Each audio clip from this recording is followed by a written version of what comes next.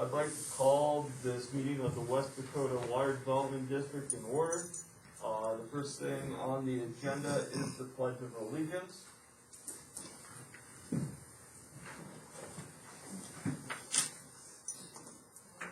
I pledge allegiance to the flag of the United States of America and to the republic for which it stands, one nation, under God, indivisible, with liberty and justice for all.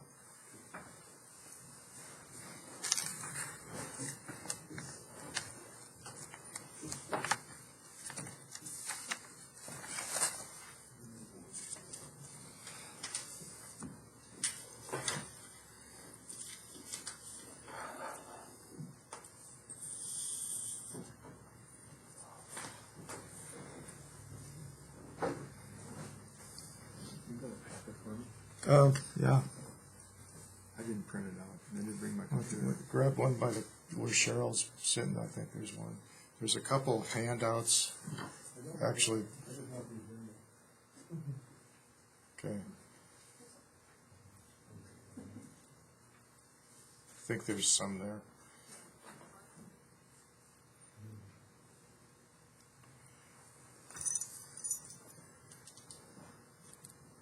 Roll call. Yep. Okay. Roll call, October 12th, 2021. Koth. Here. Bjerke. Driscoll. Here. McGregor. Here. Nautigal. Rowe. Mack. Here. Fleming. Here. Harris. Here. 7 present. We have a quorum. And by the way, that means a majority vote is 4 out of the 7, if all 7 vote. Okay, the next item on the agenda, item number 3, is the approval of the agenda. We cannot take any official action on any item that is not on the agenda. I had heard from Linda that DANR is still en route. I would like approval of that to fall back to possibly 9 if they are not here by 7. Is that all right if that can be done? Oh wait, you guys are here. Never mind. I'll just keep my mouth shut. Is there approval of the? Oh yes, Dan. Item 8, there may be some scheduling conflicts for them, for the folks from the mines. I'd ask if we could have flexibility to push them back to whatever time would work for them. And then on 13 and 14, I would suggest that we rotate those 2 items. They're both items of mine, and 13 is a non-voting item. Our agenda's a bit long here, and if needed, then I could truncate that informational item if we're running kind of long. Okay, so we're gonna move. Well, and actually, it's Mark Mayer that's not here, so. Different DA. Yes, a different one, so. Oh. Yeah, we'll still slide him down as needed. Slide them down as needed. Okay, so we're switching 14 to 13 and 13 to 14. Dan, have you heard from Jay Gilbertson? I have not. Okay, so we'll keep him as a tentative on 15. You were kind of here for that. Oh, so that's why. Okay, never mind. Okay. Are there any other changes or requests to the agenda to change? Move to approve With the amendments? with the amendments. Okay, so there's seconded by Dr. Gall. Motion was made by Driscoll. Any discussion on the item? See no discussion. With a vote of aye, please to approve the agenda as amended. All in favor? Aye. All opposed? Okay, moving on to number 4, the approval of the minutes from the August meeting. You see them in the packet. Is there any additions, corrections that are needed for those minutes? Move to approve. Move to approve the minutes as written by Driscoll. Is there a second? Second. Seconded by Fleming. All those in favor? Oh, discussion, excuse me. Seeing none. All those in favor of approving the minutes, state by saying aye. Aye. Aye. All those against approving the minutes, please state. Move to approve passes. Number 5, conflict of interest disclosure. At this time, if you believe that you have a conflict of interest with any of the items on the agenda, please state it in which item. Wendy? Director Mack, I have a conflict of interest with number 9, Okay. because I reside there. However, that is also my district, and unless there is strong objection, if it does come to a vote, I do intend to vote, Okay. because I am a district member. Anybody else have any conflict of interest on the agenda? Seeing none. Moving on to the treasurer's report. Dan Mullally, would you like to? Sure.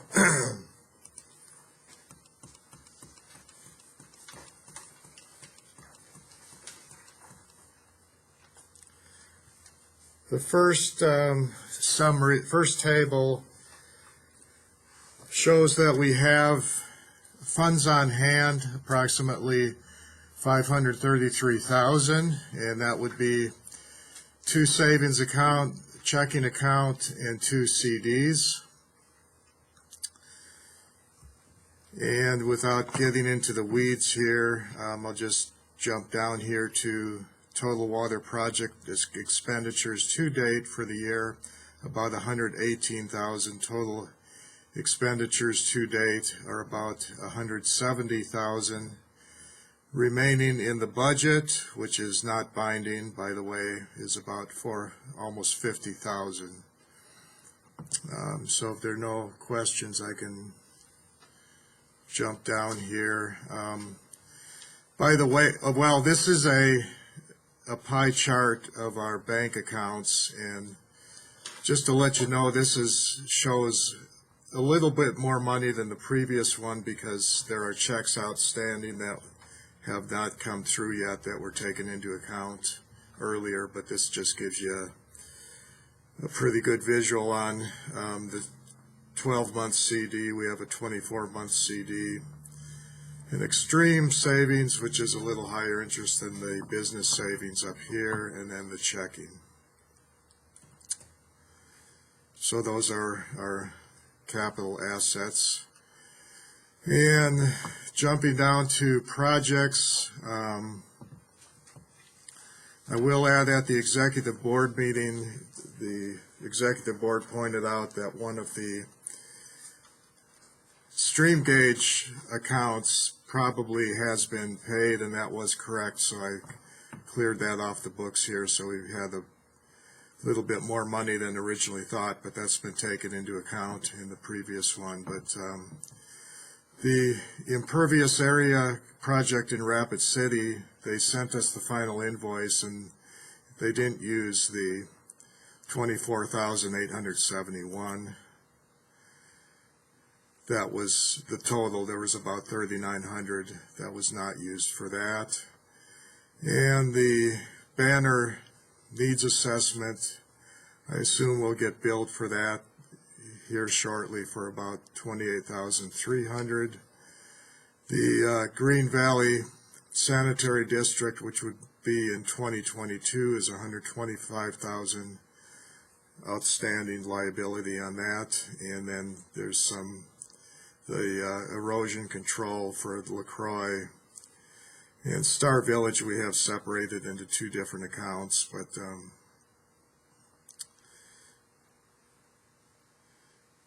the right hand column would be what we have left to bill on those. So in other words, about $198,000 we have for outstanding project obligations.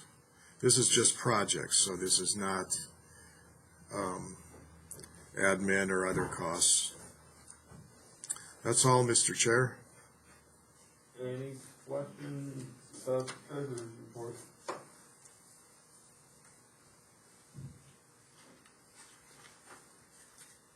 None, is there a motion to approve the treasurer's report?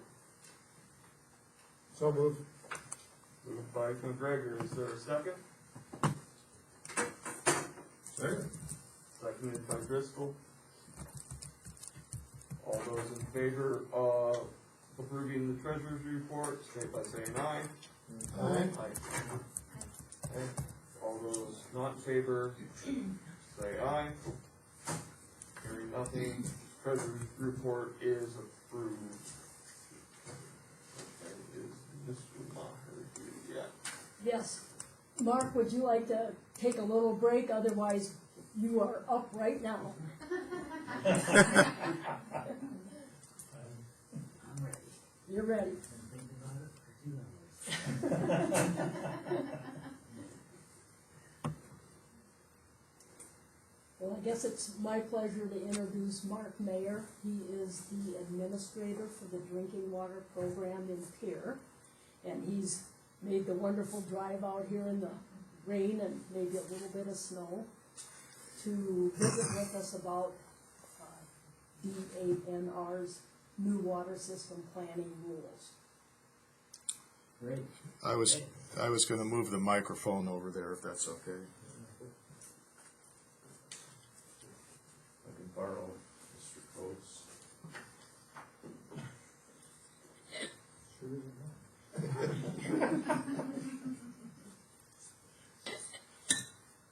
Okay, well, thank you for allowing me to come to your meeting. What I was wanting to visit about is our new system planning process. This is for new water systems that meet the regulatory requirements for the Safe Drinking Water Act. So that's a system that will serve 15 or more lots or 25 or more people. And nearly all of our new systems in the state happen right out here in the Black Hills. Very, very few new systems East River. Just the way development works, I guess, in the state. So we are required by EPA to have this new system planning process, and so in our administrative rules, we have a very, I would say, extensive set of requirements for a developer to go through in order to get a new system approved. And what we're finding is our rules don't work very well. Developers don't like to follow them. Of course, it costs them money. They have to hire an engineer. They have to follow a bunch of processes. They have to get water samples. It takes a lot of time, and this isn't new. This has been a problem for a long time, and now with development heating back up again, we're concerned that our rules are not going to be effective, and ultimately the intent of the rules is to protect the public and those homeowners associations basically from inheriting a water system that's been not designed correctly, and then they end up coming back to us looking for money to get it fixed because it wasn't built right the first time. And so what I'm wanting to do is seek some input, I guess, on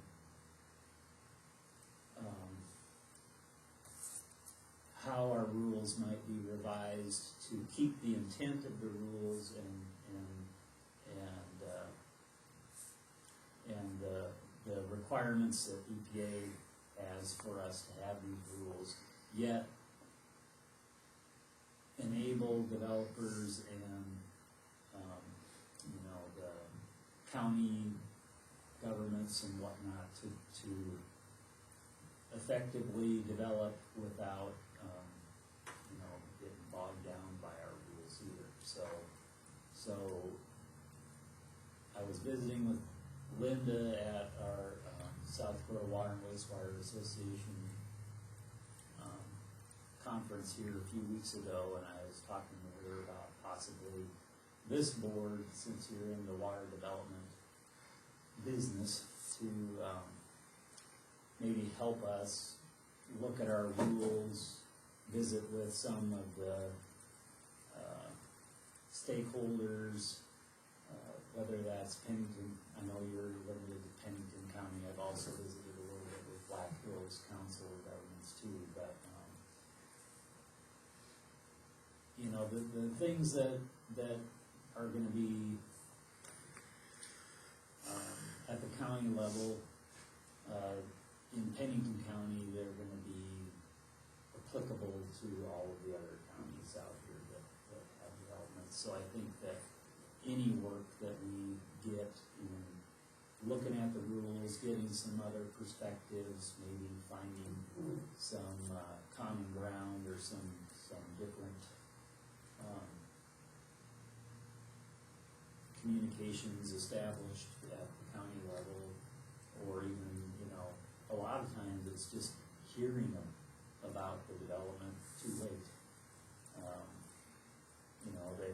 Somebody, especially not a established developer, but maybe just an individual that has land that they want to develop, they get going, and they're digging pipe in the ground and building reservoirs and doing stuff before anybody knows about it. And then by then it's too late.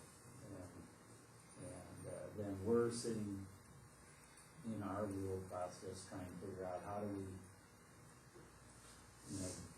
get this approved, and they might have a hard time getting an engineer hired to sign off on what it's been built because they didn't design it, and so that's where we're at, and but even now, like when we have consultants working with developers, just the nature of the developers, they are, builders, and they're just anxious to do things as fast as they can, but then they might not do anything for months and months. And so what our consultants are even finding is they have a contract to design it, but because the developer is a contractor, they find out after the fact that they've already built the reservoir, or they've already put in 800 feet of water main. They didn't tell the consultants, and consultants are required to do on-site inspections and things like that. And so I'm trying to figure out even who the stakeholders are. I mean, the natural stakeholders, and we've tried to work with the various county planning and zoning departments. We get kind of established, and then somebody leaves, and the next thing you know, they don't know, the new person doesn't know about our requirements. But really, when somebody comes in to do a preliminary plat, that's the key opportunity to say, oh, this development, because it's going to be big enough, needs to go through this process. And Have you worked with the county trying to get that a requirement for approval of the plat, but they certify they have begun the process? They all have little bits of, references to this, but it's not our I would not say our communications are as good as they could be. Is there, do you know, is there something now in the county planning ordinance itself that would require, They might, developers to they might certify just to the reference county that they this. have begun the process with the state? Yeah, at best, they reference this document, like, this is a new system planning manual, I mean, it's from 2007, so it's time to take a look at it anyway. But, you know, it references this, there's all sorts of checklists, and, you know, it's a very extensive, detailed, straightforward process, but it takes a lot of time. Where's the citation here, Louis? Oh, it's.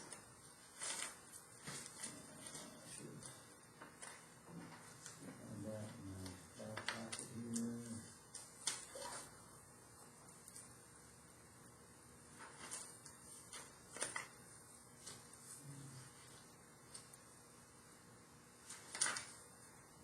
I apologize, I'm pinch hitting a little bit. I have an engineer 3 here in our Rapid City office that does most of this. In fact, we moved her position out here to Rapid from here because of this, but she is on vacation right now, so.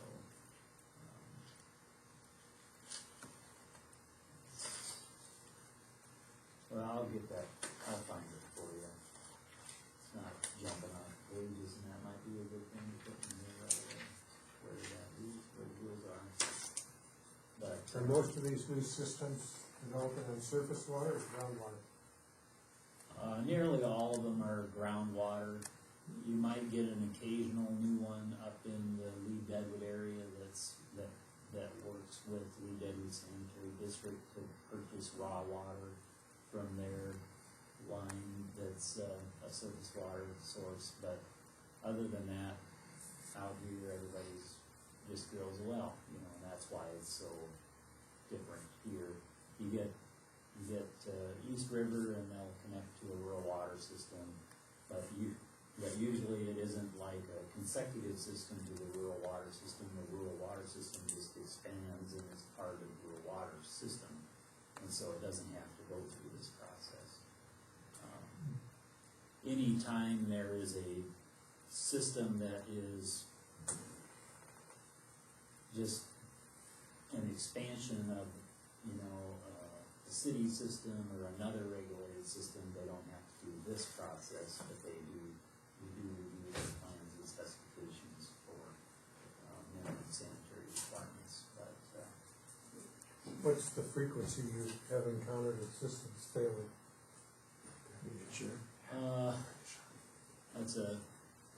it depends on.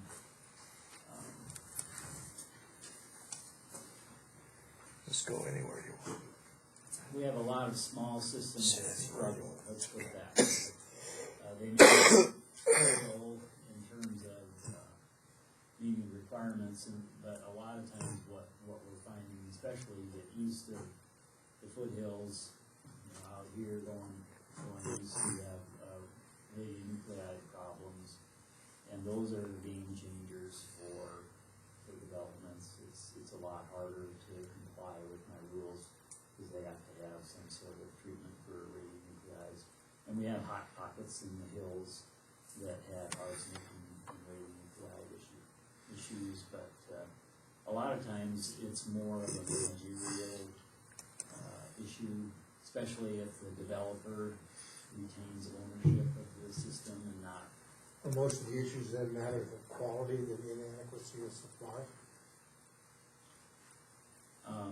Well, if they go through this process, then it would be a managerial issue or a quality issue. Generally, would be the two failure or, you know, challenging situations for a homeowners association.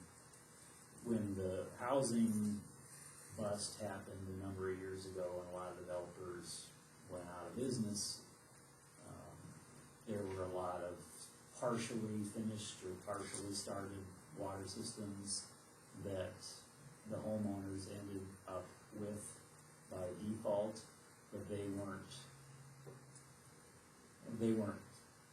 you know, they weren't prepared to be owners of a water system.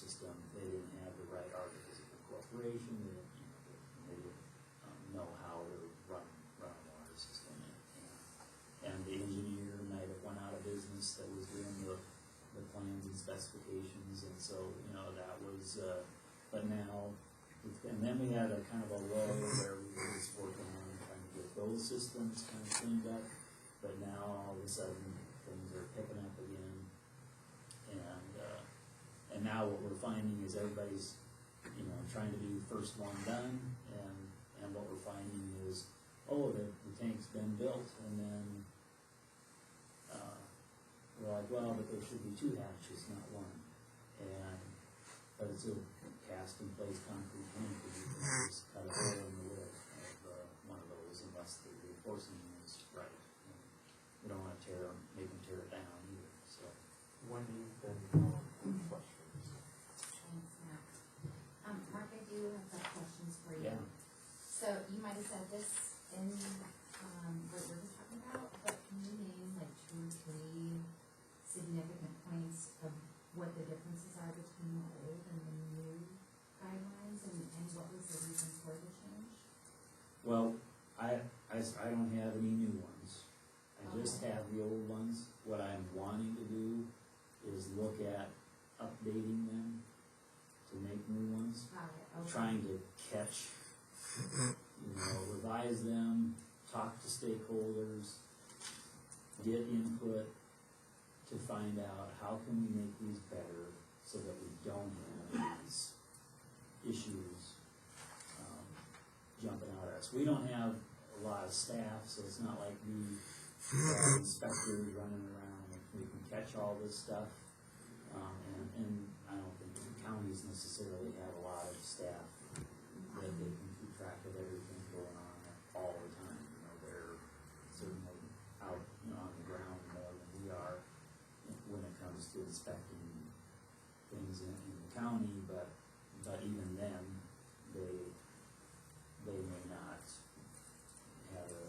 feel like they have a dog in this fight, so to speak. So what are maybe the top 2 biggest issues that you're running into that you want to see changed?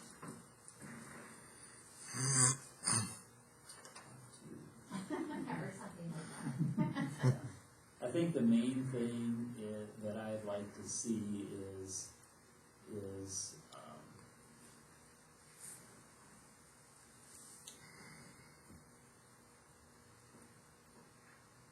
nothing get constructed without making sure that if it's a new system that's gonna be regulated under my rules anyway, that nothing be constructed without proper plans and specifications reviewed and approved. Because I think that would help prevent the heartaches down the road where stuff is built and then we're trying to figure out a compromise to make it work, yet still protect the homeowners. And, you know, there's a few that slip through the cracks that you know, are hard because they're already done. And there's 20 homes, and we're like, whoa, where did that come from, you know?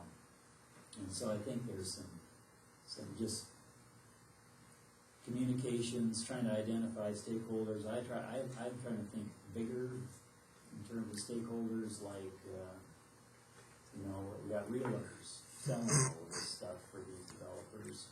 They probably don't even know about our rules. And it'd be nice if the realtors would say, oh, we're not gonna take you on and sell all this stuff unless, you know, it's kinda like disclosure, you know? And then, you know, there's, even the Home Builders Association people maybe could be, you know, if they're gonna start building homes in a development, if they really wanna build a home in development that's supposed to be regulated, but hasn't done the process. Because the way this process works, they're not supposed to serve a drop of water until they're all done with this process, but if they were to do that, that might be a year before they could sell a drop of water. But that isn't very practical. Most developers can't front load a year's worth of costs, including building a complete water system, without selling the lots. And, they usually have people, 1 or 2 homes under construction right away, whether they're model homes or stuff homes or whatever. And so, but certainly county governments are a stakeholder. I don't know if there's a developer group, probably not, but it might, they seem to be in competition with each other, so I don't know how organized they get. But, the engineers are fairly aware of the process. Like I said, most of the developers would say, oh, I don't want to have to hire an engineer. That just costs me money. And they're, viewed as a necessary evil rather than a value-added thing. And so, but I think the engineers could get kind of reschooled, or we could reach out to them. The ones that do this the most, so we can kind of reach out to engineers. But really, I guess I was kind of asking your board if you had any thoughts or ideas of ways that you could take on reviewing our rules and talking with stakeholders that maybe you work with, to see if there are hurdles or issues that we could maybe fix. You wanna ask your question? Is the 2007 version of this guidance planning document the first one that was ever generated, or were there previous efforts at helping people understand what they should do?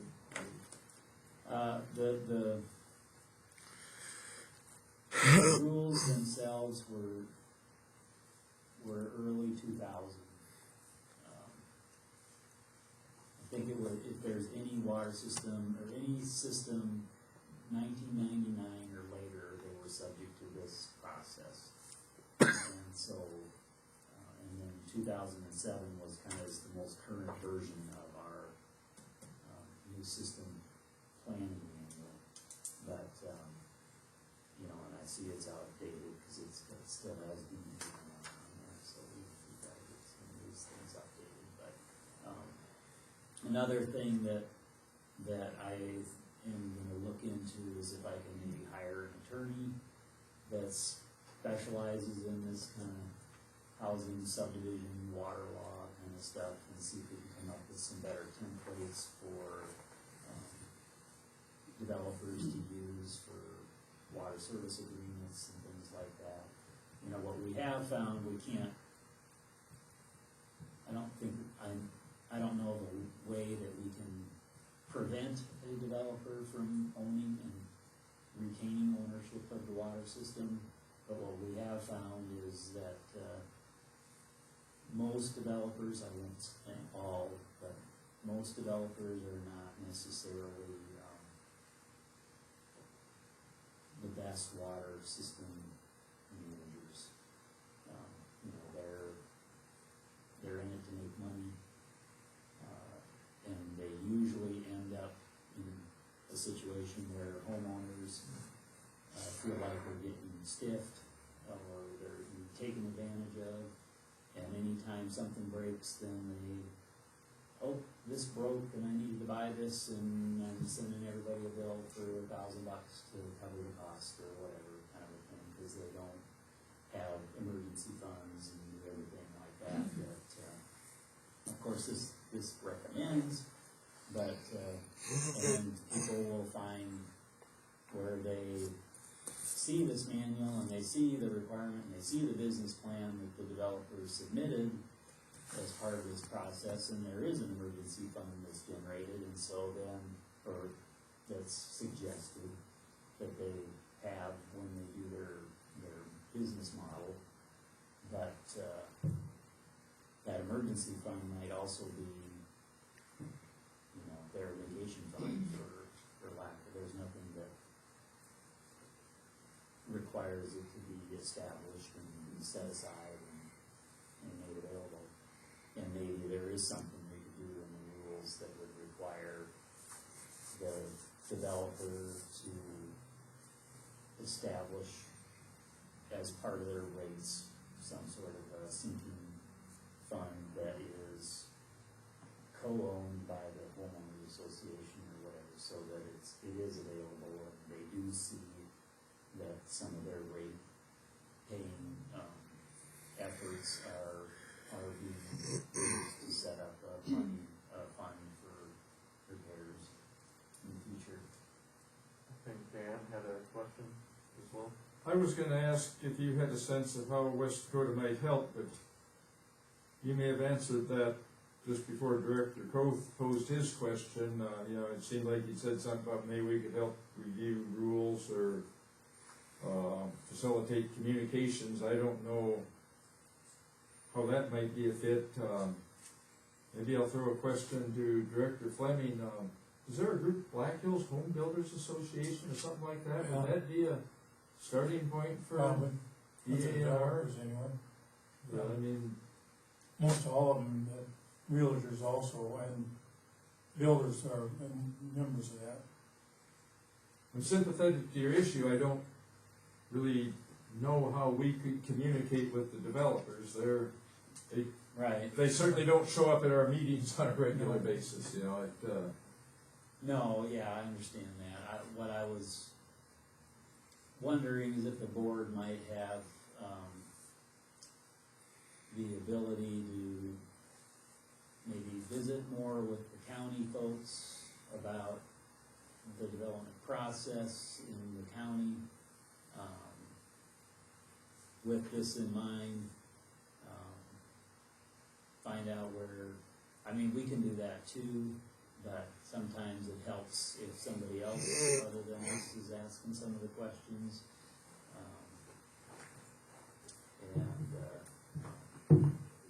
I think Black Hills Council, I was gonna talk with them some more. I visited with them at that same conference a few weeks ago, but I was gonna talk with them, see if I can get on. Apparently they have a call with all of the local counties out here that they work with, and see if I could get some common ground or some understanding and build some communication lines with the counties as well. But I do feel like our rules just need a bunch of different people looking at them and seeing. I'll be happy to look at them. My wife's a member of the Pennington County Planning Commission. So I'll be happy to talk to her about it. Sure. Well, that's a good I guess one thing I was wondering is if you needed a lead for possible stakeholder meetings, if the Black Hills Council of Local Government might be the best, and then certainly West Dakota could be involved as a stakeholder. Right. Yeah, I think that would be, as we do rules changes, one of the requirements that we have is stakeholder outreach. And so when you get to that rules revision, where we have some proposed revisions, we will need to have stakeholder outreach, and I do believe a stakeholder meeting, rather than just requesting comments from stakeholders and sending out copies of those to various groups, but try to have an actual meeting where we can kind of walk through all the different requirements and understand if somebody sees that as a stumbling block, or if there's a different way to do that that's, like I said, still, maintaining the integrity of the process or the intent of the rules, which is to protect the homeowner from living in a subdivision and owning a home in a subdivision that the water system doesn't meet standards, that gets really tricky when that happens. Then all those homeowners are kind of in a rock anyone have any last questions? Mr. Chairman, if I might just add something. I'm Gary Drews, I'm the chairman of the Pennington County Commission. Okay, And so we work with water issues all the time, right, but we have no authority. And so we come to the state all the time asking for assistance. We've got several problem areas that we know of right now. And they keep looking forward, but we know that there's issues with those. So I would be happy to help accommodate with our planning commission and with our commission. I'm also the vice chair of the Black Hills Local Council, and so I'd be happy to accommodate getting you on that agenda also. okay, that's great. Yeah, I mean, a lot of times what we have communications with Brittany, for instance, at Pennington County, and then she'll say, oh, well, yep, this developer said they're working with the state. And so then, Aaron, my engineer out here, will see in the minutes that this is going on, this is, taking another step forward or whatever, and she's like, wait a minute, we got all these letters saying, you need to do this, this, and this. And we've had one phone call from the developer where she's went through all of this, and then that's the last time we hear from them again until we get in their business. And so, but they tell the county, yep, I'm working with the state. Working with the state is one phone call, not this whole book of stuff. So that's the sort of thing we're trying to prevent. So it's Eric Gronman in there?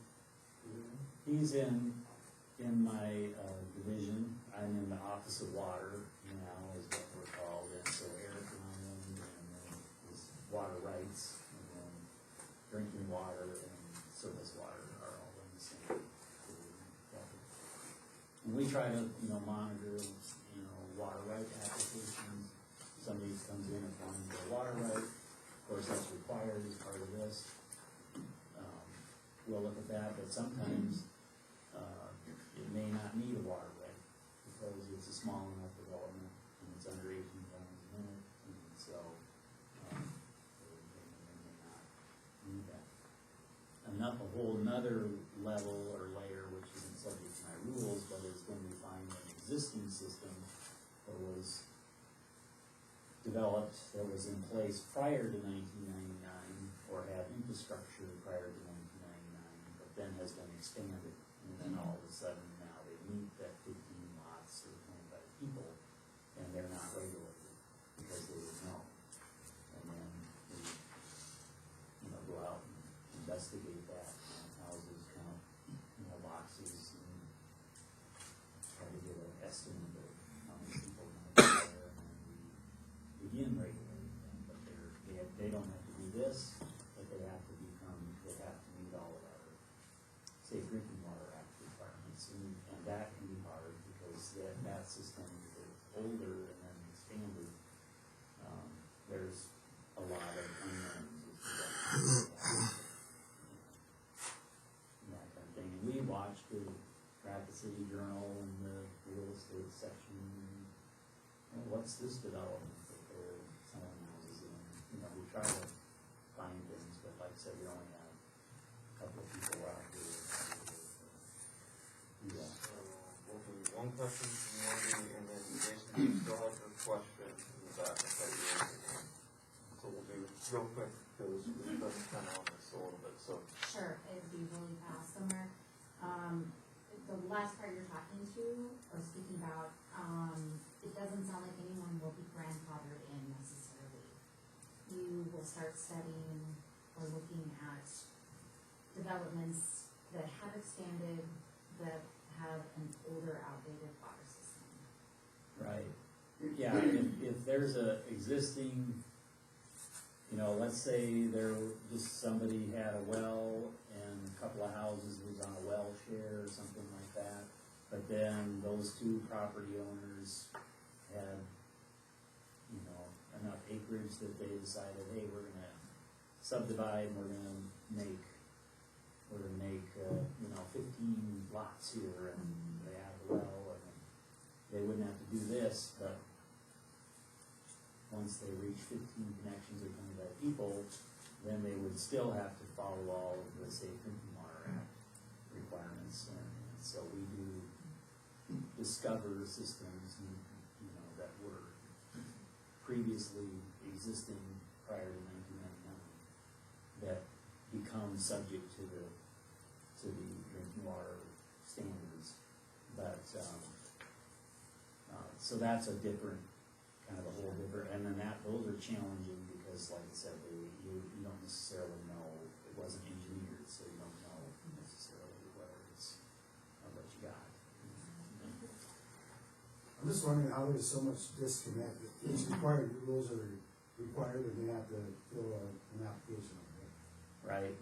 So how, when they're going through the planning process and getting approved, like how is it being so disconnected and missed? Well, they might fill out the application, if that's simple, they can do that. You know, it's just a one-page thing, certifying that you're gonna start this process, but then they don't finish the process. And we write letters and try to do what we can to prevent them from going forward. And we do have enforcement authorities, so we can put the brakes on if we really need to. But the problem is usually there's already 3 or 4 homes that are being served. And so you can't just turn it off because there's homes that have been built in water. And so it gets tricky, you know, it's, and those 5 homes wouldn't constitute enough to be regulated, but because there's 10 more lots that are for sale, they are subject to this requirements. Sounds like they will keep driving out with it. Yeah, so I mean, like I said, I'm trying to tighten some of these things up, but at the same time, make them, another problem that we have is when the well driller comes in, they're under the well construction standards, they're required to collect 5 parameters of TDS back to sulfate, conductivity, and something else. But they don't have to do radionuclides or arsenic, for instance. Those 2 are in mind. They got to do all of the Safe Drinking Water Act requirements. But a lot of times the well driller, they aren't setting the pump. They drill a hole, they air develop it. They're able to collect this new well sample, but they can't collect the others because they don't have a pump down the hole. And then it requires, you know, this delay, and somebody else comes in and puts the pump in, and, you know, so there's things like that that maybe we can figure out how to clean up too in this process. But I'm capitalizing on those times. We've got a pretty full agenda, and you've given us a lot of information, and I guess what I would suggest is, you know, if you can leave some of the planning booklets, and, you know, Scott said he would look at it, and I would as well, and then maybe let us know how you come out with meeting with Black Hills Council, Yep. and maybe we can I all brought work a with number them. of them here. I don't know if there's enough for every single person on the board, but I'll just leave them up there, and you guys can grab them if you want. We've got a whole stack of them. Well, thank you for your time, sir. And I feel the information was informative. And so, as you say, the booklets are up there for the board. The board wants to peruse that. If that is all, we will move on to item 8, which is consider funding request from Dr. Brett Lingwald at South Dakota Mine for rehabilitation of fire damage to the erosion control demonstration project. I think that's the one we were gonna wait until either Dr. Lingwell or Heidi Sieberding could be here. So Okay, so there is a scheduling conflict for that one. I think we can then let it float to the rear. I think Heidi expects to be here sometime beyond 5, and it looks like we'll still be here, so. Okay, we'll move that one to the still here, we'll do that one. So number 9 is Valley Heights Estates funding request. That is Director Noctegal. It is, thank you. So it's my pleasure to introduce Jay Snyder and Jay, are you going to, or you, okay, and Jay with them. So again, I will remind the crowd and the audience that I do have a conflict here because I reside in Valley Heights. I have for, I think, 8 years this fall. If it does come to a vote, I do, unless there's strong objection, plan to vote. But they are here to visit with you guys, subject matter experts, on the housing, the water situation within the Valley Heights Estates. And with that, I'm gonna let you guys take the floor, because you'll do better than I will. Awesome, perfect. Well, thanks for giving us your time today. Do you have a presentation? Yeah, I do. I was gonna get, if you could Microphone. stand by a microphone. Yeah. Do you want us to move somewhere? Back here in the corner, maybe? I can get out of the way. Back here is good, probably, if you want. Okay. Just stand by the table there. Yeah, absolutely. Makes it easier to read the screen.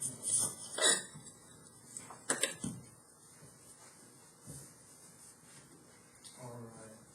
Well, thank you for your time. So we're here with Valley Heights Sanitation District, newly formed May this year. So we're gonna go through our presentation. We do have kind of an agenda. Are we gonna have a clicker or just? Should I say next Just page? tell me, yeah. Yep, next page. So we'll do introduction, we'll talk a little bit about Valley Heights Estates, maybe the water tower inspection, we'll talk about that. Formation of our sanitary district, regionalization, which is a current thing that we're talking with Box Elder and Rapid Valley. System survey costs, what we're ultimately here for. Additional costs, again, funding, request for the funds, and then questions at the end. So go to the next one. I'm Chase Snyder. I've lived in Valley Heights Estates for about 2 years now. I moved here from Lindsey, Nebraska, and lifetime Colorado person. So I'm fairly new. I'm the president. This is Jay. I'm Jay Wickham. I'm also a 2-year resident of Valley Heights and lived in Custer for 13 years.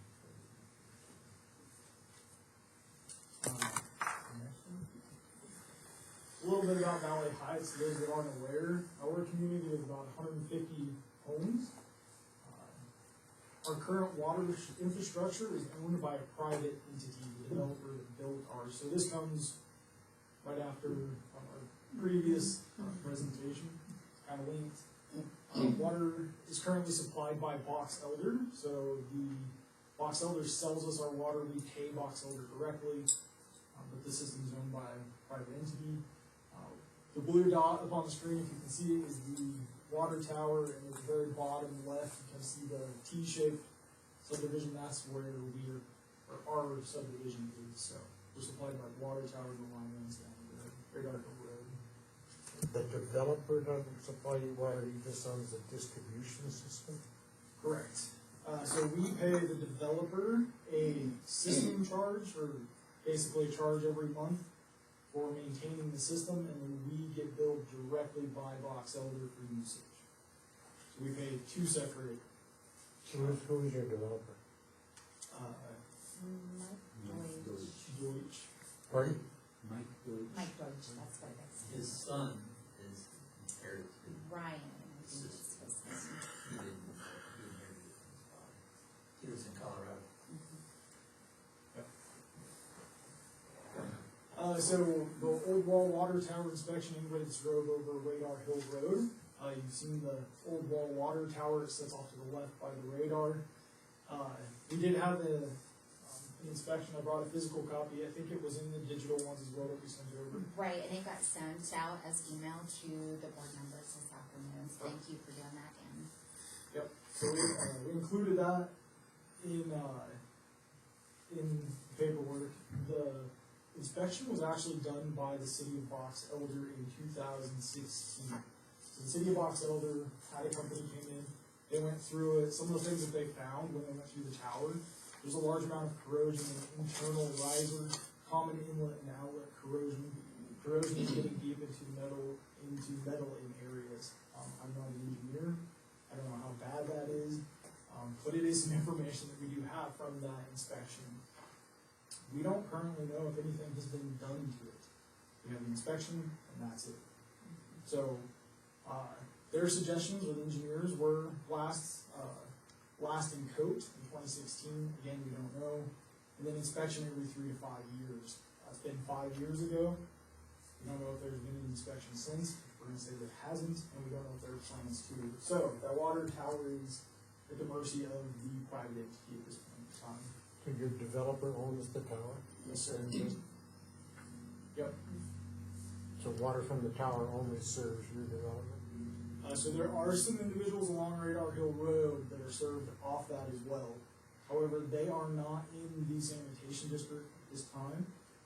When we formed the district, we did do some door knocking to see if anybody was interested, and we just didn't get a lot of people that were immediately ready to jump in. So. All right, we go to the next screen.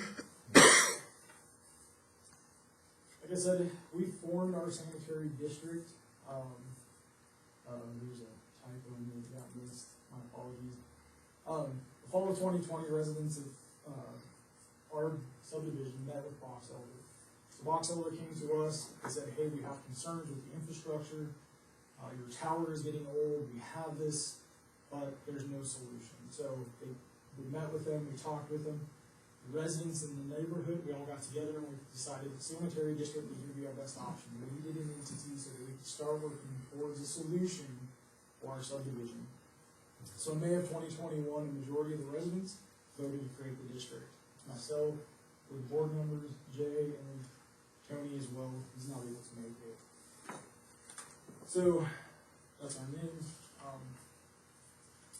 To get enough funding to create the district, we had to go door to door and knock for 40 bucks. So none of the money that we're putting into the structure was able to come to us. We had to personally upfront the cost of that sanitary district. So on to the next one. So after we formed our district, Box Elder came to us in September of this year with a kind of a proposal.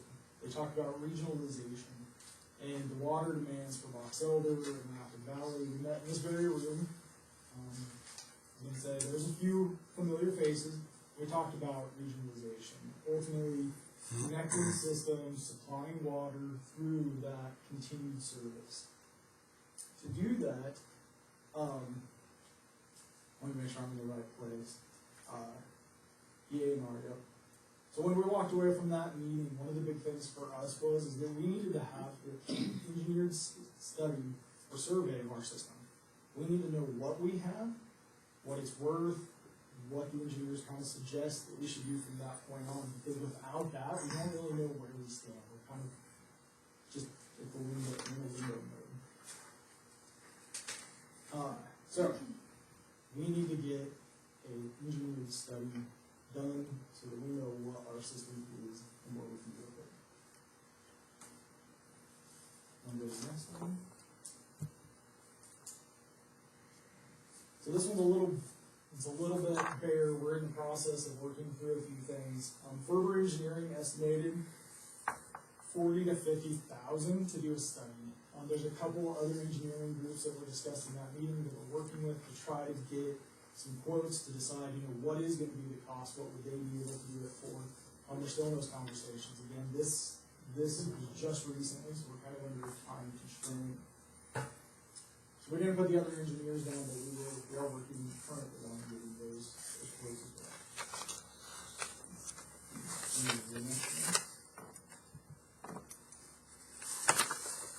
Some additional funds. Again, just to get enough money for us to create the district, we had to do door knocking. So we don't have funds per se. We have a very limited amount of money. One of our concerns going into this regionalization is that we're going to need some lawyer support to make sure that we're on basically the upfront. There's no legal anything on the battle or anything of that nature. It's really just to make sure the contracts, paperwork, and those kinds of things are set in place. We did select a lawyer, so we do have somebody that was selected and notified. We don't have a set cost structure because we don't know what the labor for them is going to be today. We do know that it's going to be about $200 an hour. With limited funds that we have, that's not very much. So we don't have a lot of resources in that as well. So we just don't know today what that cost is going to be. Next one. So kind of our funding, we did just pass a 40,000 year tax levy against the residents of our sanitary district. We did talk with Pennington County, and so we will start to see some of those funds next year after the first, I think it's May, individuals pay out and we see that. So I talked with Cindy on that one. So we are working as a community to pay into this to start getting involved in moving. We're working with a grant that I think is ultimately through DANR, and Black Hills local. Yep, it's kind of helping us go through that. So we're working on that as well, and that should be about 8,000 towards that engineering, 40 to 50,000. And where that grant is at is we have to have an engineer approve and sign the grant application for us to send it in.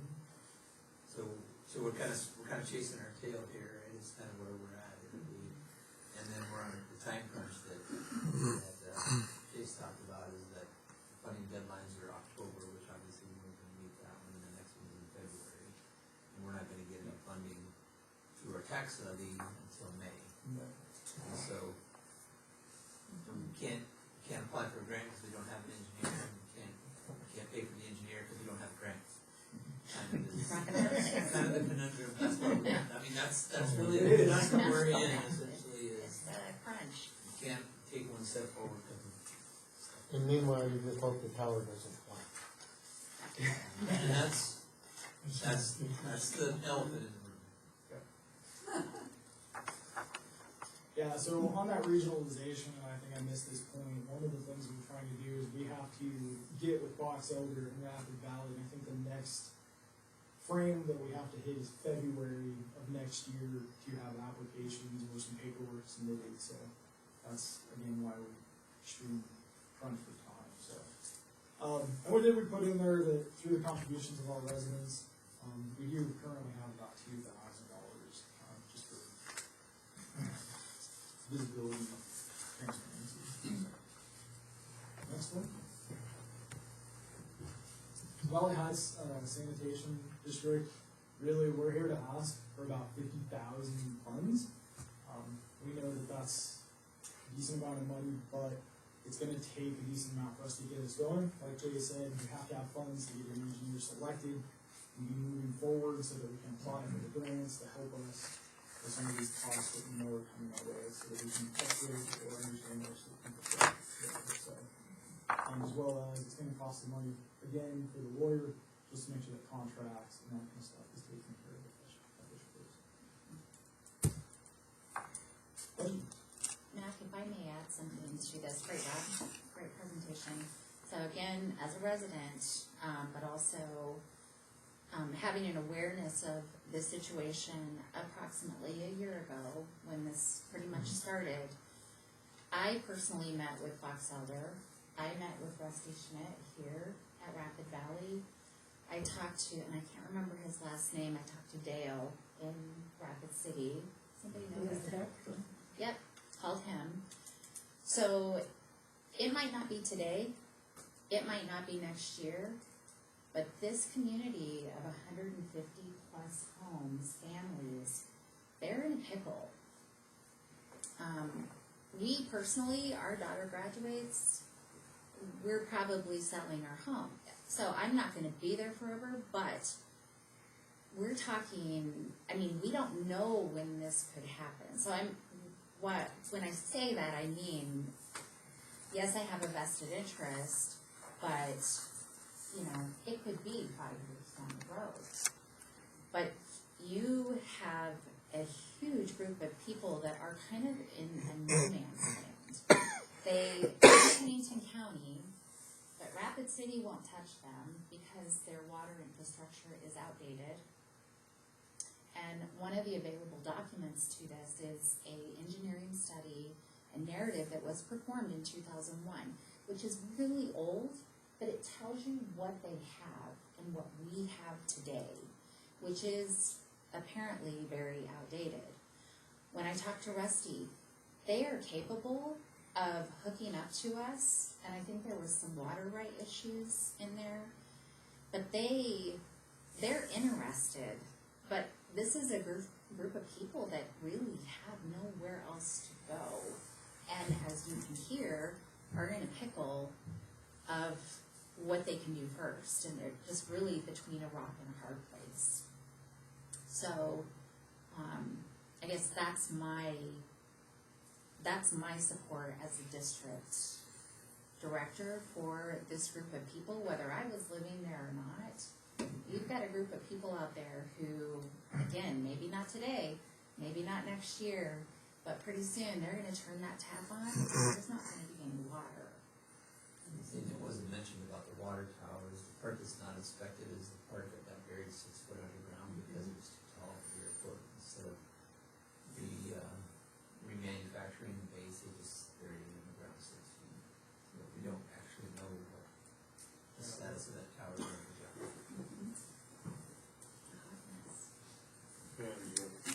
I just wanted to mention, it might save some time, I don't remember if Director Nothigo mentioned, there's a summary of all the reports and various studies that have been done, so if you have questions on what's been done, that might answer some of those.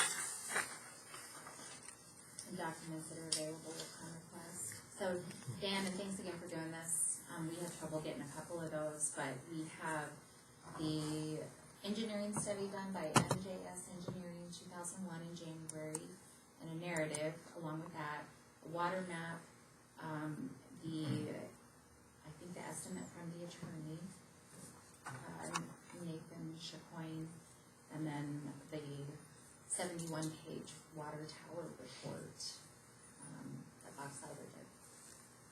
So where does your developer stand in this? I mean, is he gonna relinquish his system to let somebody else put water in it? We have rumors, I mean, we have people who, he doesn't really want to inherit it, and he's kind of stuck with it. When we hear rumors that if the tower falls over, then he'll say, about bankruptcy and so, and I think Chase spoke about, we don't know what maintenance has been done on the tower, so kind of where he stands, I mean, I guess if that manifests where he stands would be that he's not really doing anything to update or maintain anything that's in the system that to our knowledge. What was it, about a year and a half ago, we got imposed on an $18 a month, service bill basically for the system. It turns out that there were problems with like a water leak happened, Box Elder, because they didn't want to lose water, would come and fix it. Well, they got tired of just fronting the cost of fixing the system, and so they charged him, and in turn, he started charging the residents, and, I mean, we don't know where that goes, we don't see what it's doing, we don't get any reports.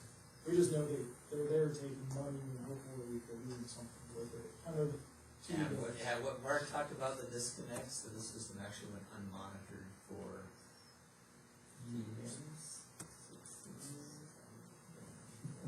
I have something I'd like to say. I have Director Driscoll, and I can go to you. I'll raise a point of order and ask whether we've got a motion on the table. There is not a motion currently on the table. And we need that to really engage in discussion. That would be correct. So is there a motion for the funding request that was mentioned in the presentation? If I'm allowed to do that, I will make the motion. As much as you do it, you can second. That sounds good. Protect you a little bit, I guess. Thank you. Okay. I like that. For purposes of discussion, Mr. Chairman, I'll move that we grant the $50,000 request of Valley Heights Sanitation District for engineering assistance. Seconded. Do you have another question, Dan? Before I guess I'll raise a couple of subjects. I guess first the question for the Valley Heights folks is the engineering work that's being proposed for which you need the funding, is would that be considered preliminary engineering as opposed to design engineering? Correct. It would be preliminary engineering. Right, so I guess, another comment, I'm very sympathetic to the situation, obviously this had come up before and it's taken time to form the district. One of the things I would need to do before I could vote for this would be to check between our bylaws and our policy. I seem to have a recollection that we're not allowed to fund preliminary engineering work. That was my understanding. Right, too. and with that in mind, I guess one other concern, to not have, the details like this in our packet ahead of time, it kind of puts us here just right now, all those different factors, I guess, I don't wanna have to vote against this, so I'd like to make a substitute motion that we defer this until our December meeting so we can have a little bit more time to digest things. So, Okay, so there is a substitute motion on the floor to reconvene in December to discuss this with more information and more information about the engineering type request. Is that correct? Be able to review our bylaws and things like that, but Is there a second to the substitute motion? Seconded by Code. Discussion on the substitute motion?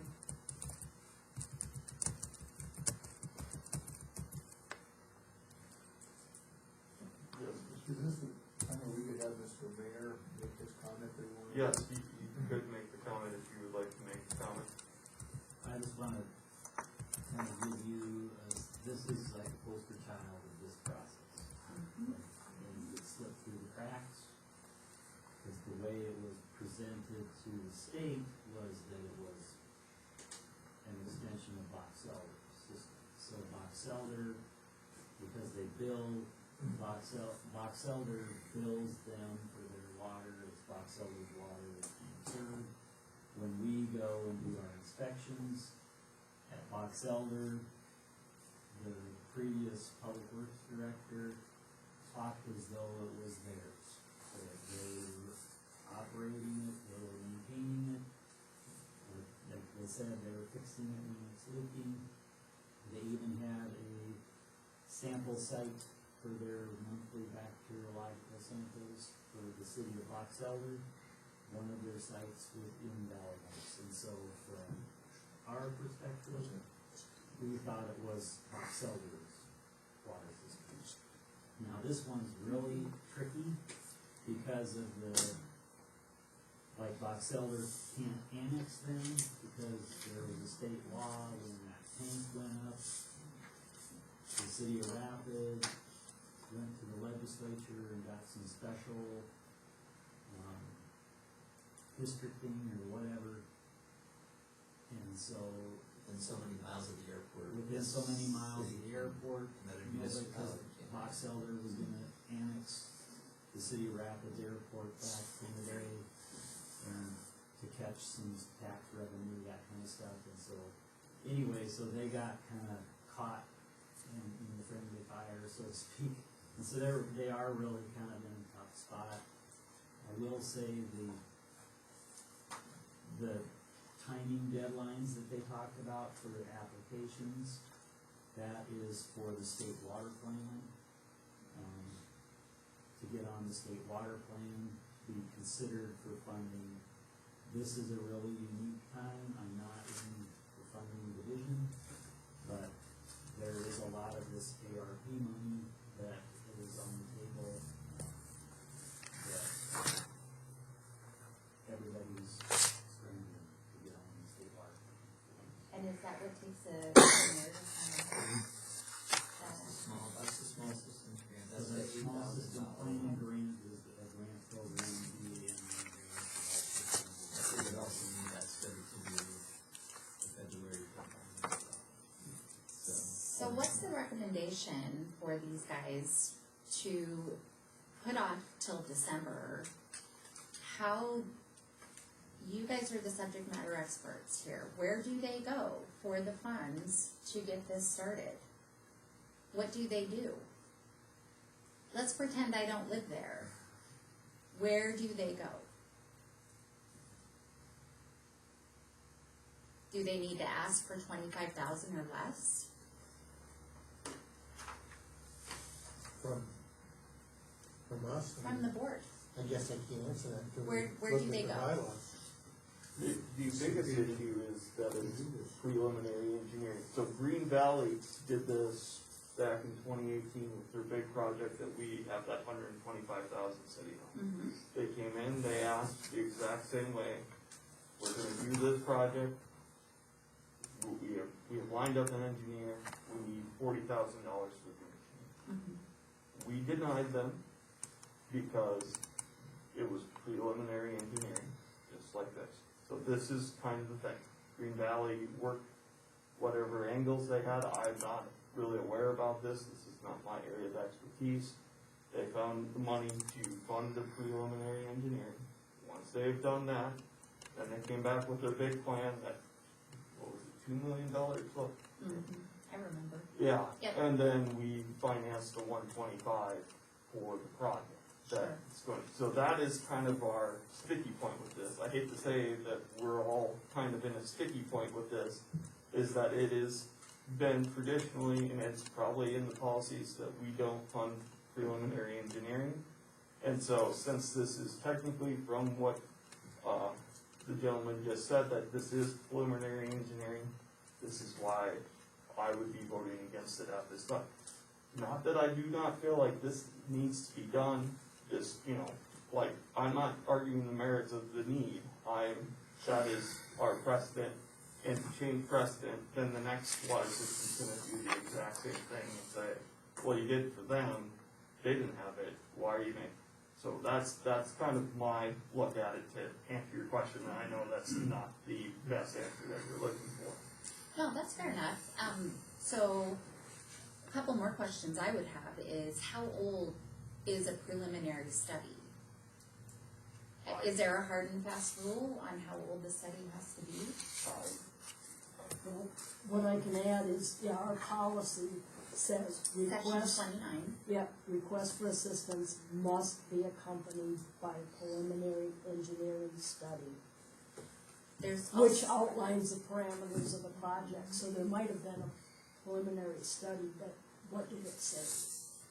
okay. There's also a special assessment at the bottom. So I'm not saying let's not defer to December. I'm just saying that there's more to it than just we don't have a preliminary study.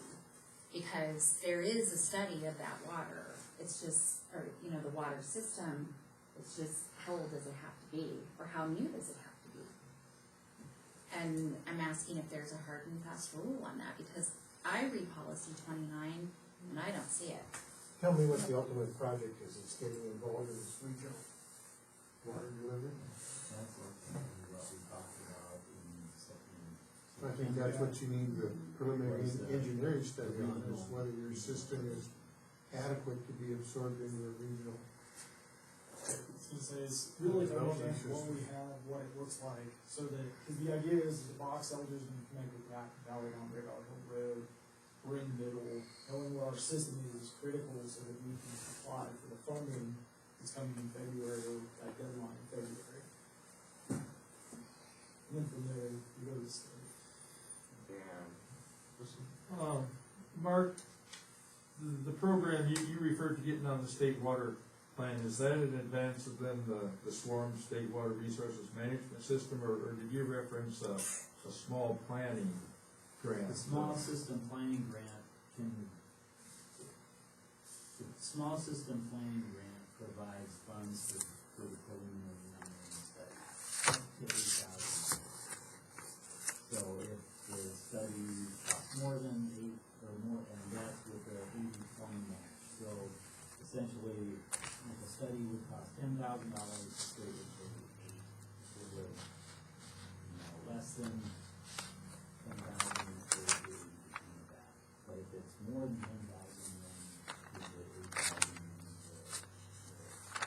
the rest is then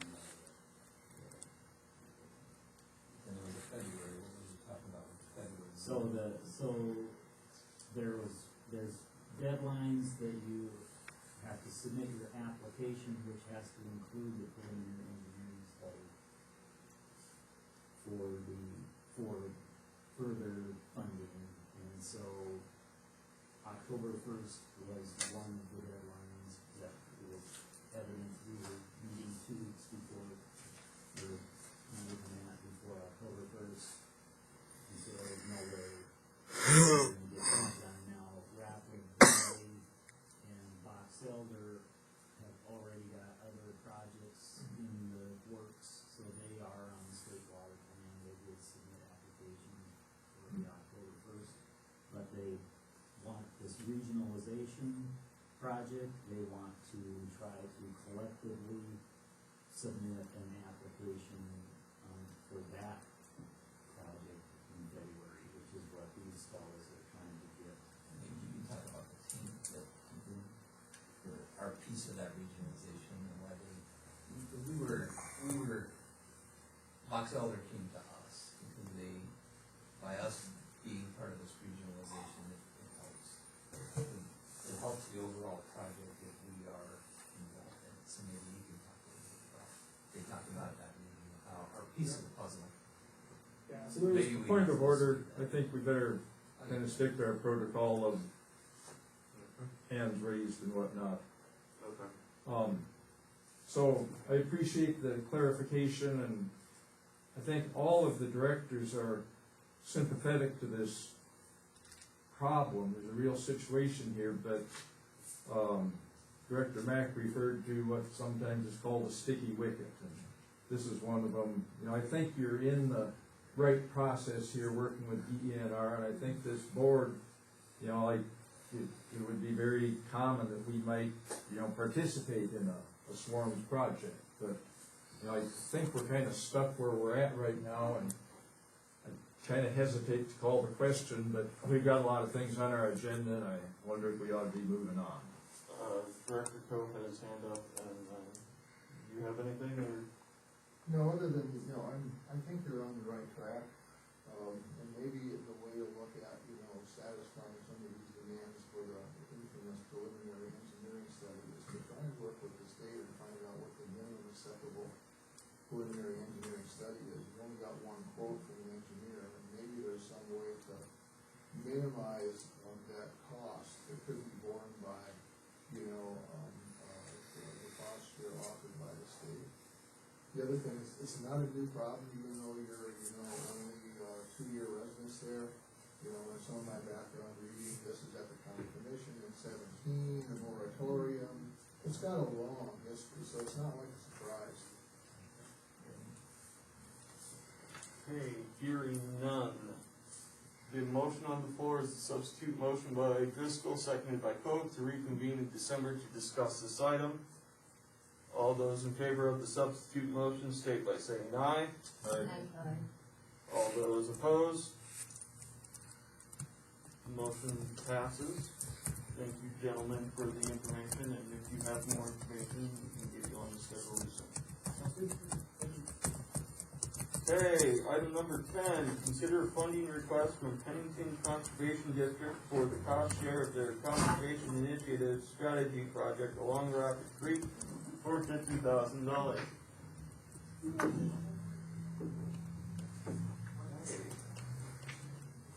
That is you, Director Driscoll. That is me.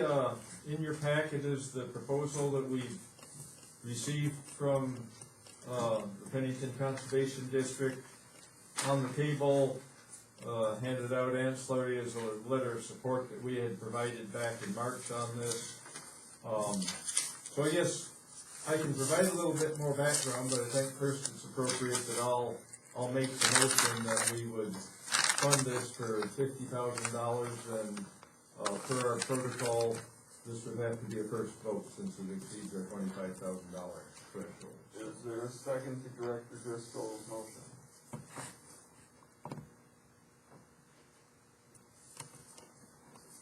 I will second it just to continue for discussion purposes with the presentation. So I'll give you the very short story. the Conservation District was funded under what's called the CIS, Conservation Initiative Strategy Program, for a funding amount of $450,000 that would come from NRCS, and they're asking us to be able to provide up to $50,000 that would be cost share for individual producers, and as stated in the proposal, the limitation for West Dakota would be that we would fund no more than 1/3 of the cost share for any given producer.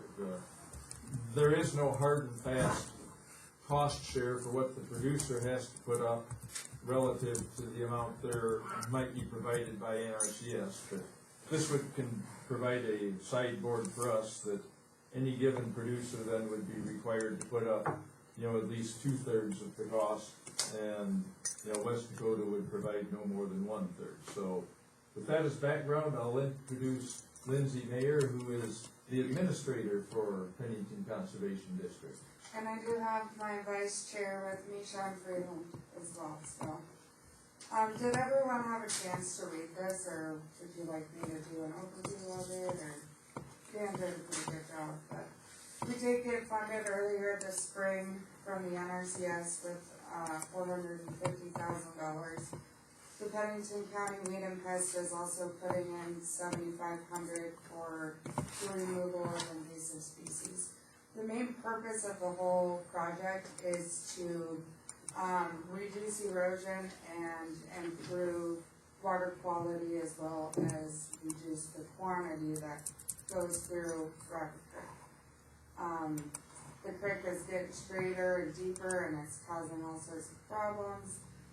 We do understand that a lot of the issue comes from Rapid City itself, but as egg producers, there's a lot of things that egg producers can be doing to prevent this from happening.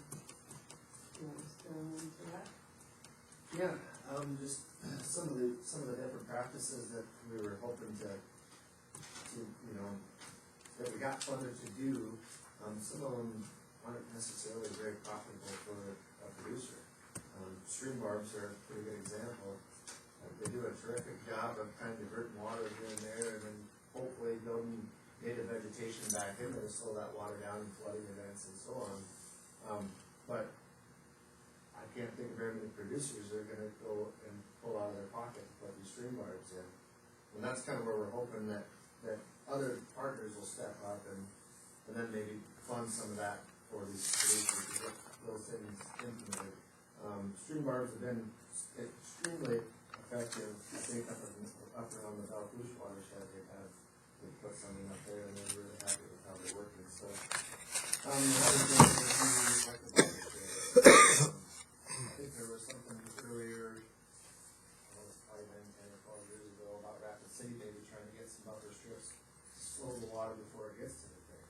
And that's another thing that farmers can do. They can, instead of maybe tilling clear up to the edge of the creek, they might leave a little buffer so that water gets slowed down, or hopefully slows down before it ever gets there. Cover crops, all those things are, all we're trying to do is infiltrate water, keep it from running off. So we're trying to keep the silt from running straight into Rapid Creek. If you ever get a chance to look on Google Earth and look where Rapid Creek meets the Cheyenne River, and look at that giant pool of silt that's at the bottom there, you'll understand what I'm saying. But, a moisture event like today, Rapid Creek is going to be flat moving. You can see all the water in the streets and how that's running off. So just little things that we think will help. We tried to start as close to Rapid as we could, and the reason for that was because NRCS can only fund producers. We'd love to get right up in Rapid City and get people to do different things, but NRCS can only fund producers, so we're hoping to start close to Rapid and then work our way downstream with the intent that people will see, changes and hopefully step up, and maybe the city will do some more, maybe they can fund some more in the city or whatever, but I figured we need to start somewhere, and that's kind of our plan. So, questions? Any questions for the presentation? My understanding then is that we would provide $50,000 to the conservation district for this project. And then over the course of a 3-year period, you would decide how that 50,000 is distributed to producers to do the cost share of action. Yeah, so we're in the beginning stages with the NRCS. We just found out that we got funded in June or July, I think. And our next step is to meet with producers and talk to them about it, make sure they know that it's available. They will put in applications with the NRCS, and the NRCS will fund applications for the first 3 years of the project. It's a 5-year project. So the first 3 years are funding, the last 2 are monitoring. So you guys What's your chose. need for $50,000 from us up front if it's for a 3-year project? So it would be about, I think the average would be like 16,000 roughly a year.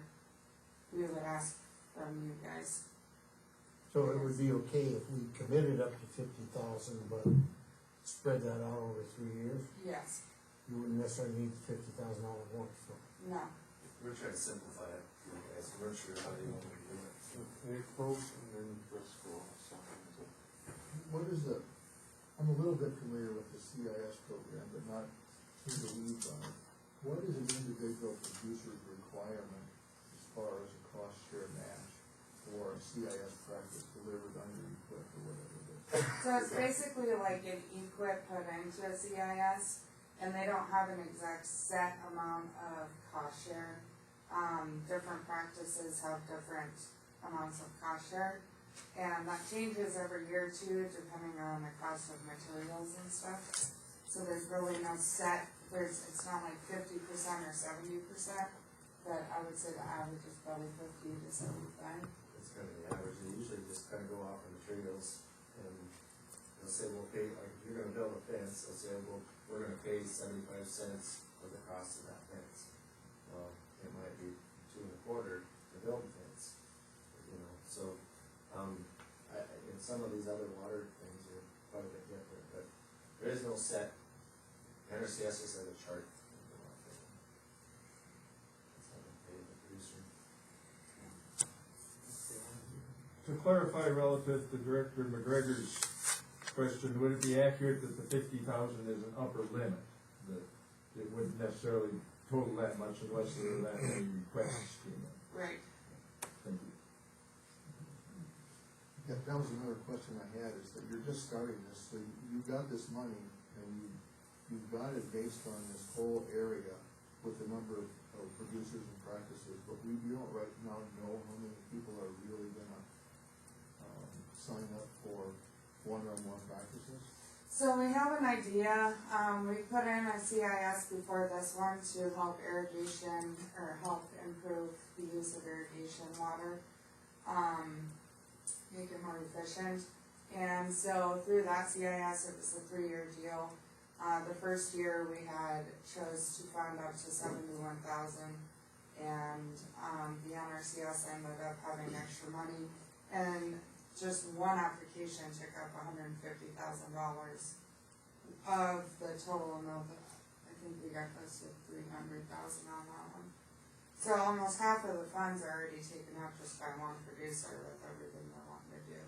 The total funds for that one was 270,000, and then they gave out 71,000 a year, I think, if I remember right, and, They went into next year's because the NRCS had extra money from other. I don't think that they know that they're extra money, but. They're gonna try to. And McGregor? When do you anticipate your first need for funds from us would actually be then, so that you could pay producers? Probably, I would say in the summer or the spring, Next year? yeah.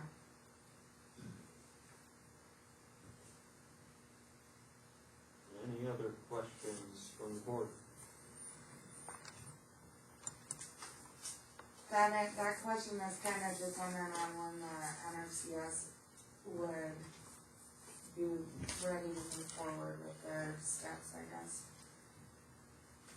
It feels like we're a little bit ahead of the curve on providing upfront money, although I think we're willing to help you. It'd be nice to know exactly what we're doing, with producers and what kind of practices, and sounds like there's a little bit of time, before that might be required. Yeah, so on here, there's a list of some things that I wouldn't be limited to that. But unless you guys wanna be involved with every individual producer, I think that might get a little complicated, but we would welcome that. I wasn't suggesting that. I just don't know how to let you know if we waited, I guess. And then there becomes a confidentiality statement in there where I wouldn't be able to give much information from the NRCS anyways. A little more background, Director Bierke and I have been, attending meetings with this group for quite a while. To me it is somewhat of a black box. How exactly does it work? But I've become more familiar, and, my limited understanding is that, as discussed, for any given practice, the NRCS engineers kind of come up with an engineer's estimate, and this is how much they would allow, like, per foot of fence, or, per however many cubic feet of stream barber, et cetera, and the grant pays X amount, and then pays that amount, and then anything above and beyond that is up to the producer. And so, as we talked about how could we participate, I personally don't want to be involved in meeting by meeting by meeting every time there's a producer that's got something being proposed that we go yay or nay on it. And so, having iterated with them, it seemed like the best comfort level that Director Bierke and I could come to was we would allocate up to this 50,000, and we would be willing to go up to a maximum of 1/3 for any producer that they, in essence, end up, engaging in the program. Is that kind of an accurate overview of how we ironed out the wrinkles? Yeah. So still kind of black box, but that's my interpretation of how it works. I tend to agree with Director Code that there should just be more information, and in the interest of equity and decisions that are made, I would expect to see some of the detail that Director Driscoll just outlined. Some estimates, what the producers would be willing, what are they willing to give to this?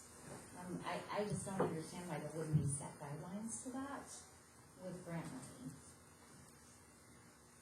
I think the guidelines are set, they're just removed. Okay. So the cost of materials goes up, and then their NRCS tries to move them, but they're usually a few years behind what they actually are. So, but it isn't a percent, it's a dollar amount. That makes sense. It does, but I would expect to see some of those details. That's what I would like to see personally. Just the cheap and NRCS, things like that. I said 500 pages long.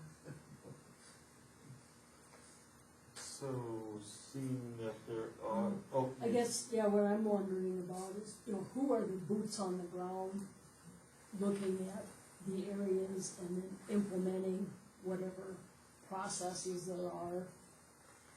So the CIS got started with the state conservationist Jeff Zimbridge came up with this idea to try to get NRCS dollars more localized and pinpoint problems in certain areas. And Right, so help keep more people than just agriculture people. and so Who's actually going out to these properties and working with the it'll be landowners? NRCS that goes out and does the whole thing. Their There's the only staff. thing the conservation district does is has people come to us and say, hey, I got this problem. And then we can try to build a proposal like we did, and then give it to NRCS and see if it gets funded. So instead of, before they would sign up for an EPUB application, and that was kind of spread throughout the state, and they weren't getting certain areas pinpointed that they weren't getting those problem areas fixed. So by going through the conservation districts, they're able to pinpoint. And then, yes, to answer your question, the NRCS is the one that will be designing it and then checking it out.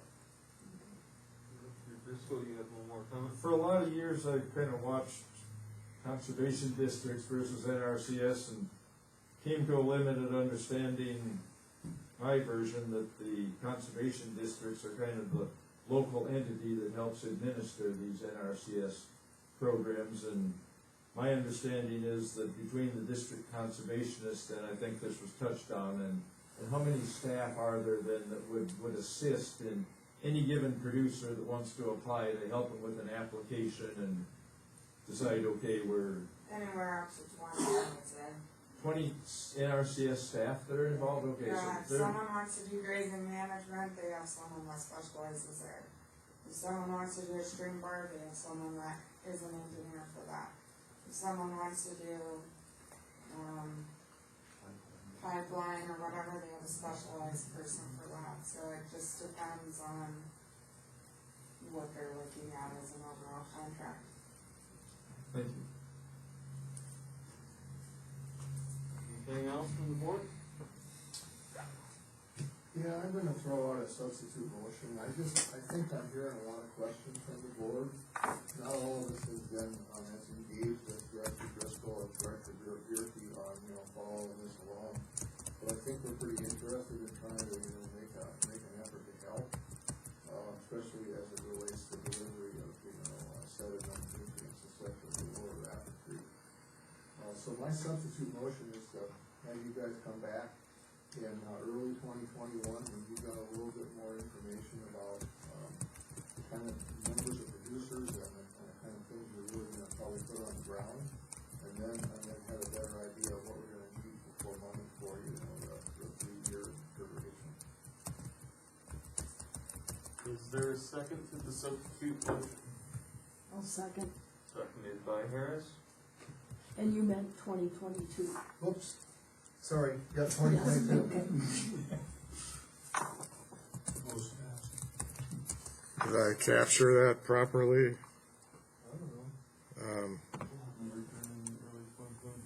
Yeah, so that, I don't know if we have our dates, but, sometime in the late winter, early spring, after you've had some time to work with folks. Okay, substitute motions on the floor. Is there any discussion to the substitute? Well, I'll consider it a friendly substitute. I mean, it's obvious that there are some questions out here, and I don't know, that there may be some chicken and egg here. I don't know to what extent they can say how much of this and that, but, I guess in terms of what the exact wording is on the motion, it's fairly clear that we'd like to see some more detail, or there, at least some directors want to see some more details, and so a little more time to digest. One of the reasons, I guess, that we came this early, and to your question of, who's gonna sign up for what, to get a producer to sign up for, say, a stream bar and not have the additional, know that additional money's there, probably just not gonna do it.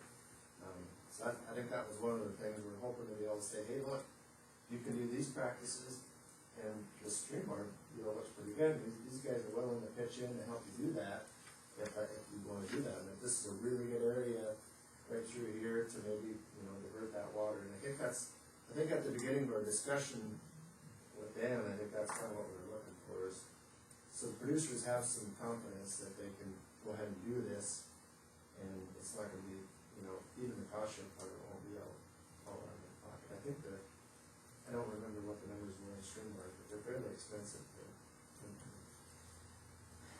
$43 per cubic yard. So anyhow, there was kind of reference to, regarding, well, how about more details, this 500-page document. So I personally don't want all 500 pages delivered in hard copy to me, but would you be able to provide, be it a link or a file, something like that, that could be circulated in advance of our next meeting to where we could, those that want to digest those details could have time to look through them? I don't really know what you guys are looking for, I guess. Well, It depends on because it's the NRCS stuff, so would depend on if they will be able to. Well, why don't you check on those things? I think what people are asking for is kind of wanting to have a better sense of this thing, and to whatever extent that or similar things could be provided might be helpful. Okay, seeing no more discussion, the substitute motion on the floor by Coe, seconded by Harris, is to have the Pennington County Conservation District return in early 2022 with more information. All those in favor of the motion, say aye. Aye. All those opposed? I'll vote no, but I figured it would pass as a substitute. Okay, It's friendly. so one no, Driscoll, Dan. Okay. Going on, item number 11, Banner's final report on the West River Water Needs Assessment Study. It looks like, since I am Yerke in this role right now, since he's not here, I will introduce. We have Cheryl, formerly of Banner, and Jared Larson of Banner to present the final, study, the final report. So the floor is yours, Jared. Okay. Yep.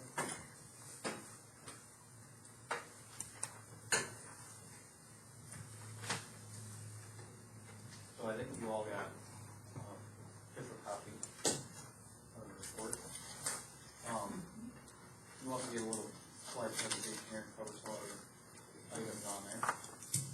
Go ahead, next slide.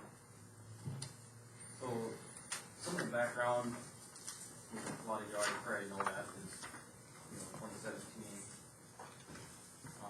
the School of Mines report that which in 2020 initiated this study.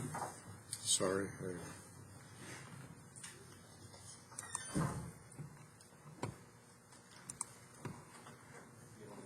I was, yeah, I messed up. Sorry. I'll get it back for you here.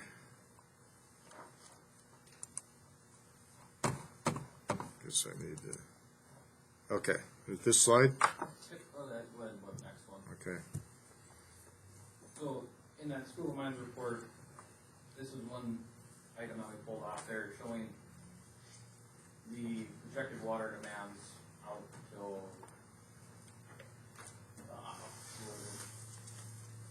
2200. But the critical portion there is they're showing that the dry budget year, we're already exceeding that. So if we have an extended drought, we'd be short on water. And then the green line there is 60 cubic feet per second. That demand is what they're saying is on average here. And I think around, if I remember correctly, I can't quite see it from here, it's 2075 or close to it.